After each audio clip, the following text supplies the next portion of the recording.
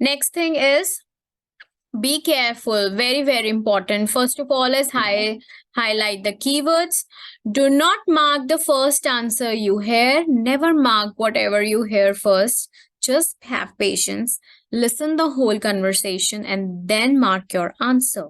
Okay, do not spend too much time on the one question. For example, you have missed one, just leave it and move to the second one, because the speaker is the MCQs is like a one lecture, so he will keep on saying next MCQ. Okay, be careful if you hear the word like, sorry, but and however. These are the main distractors.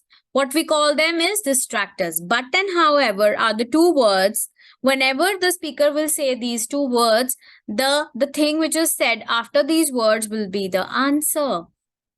So now the MCQs that we are going to do today, just keep your ears open. Listen each and every word, especially these two words.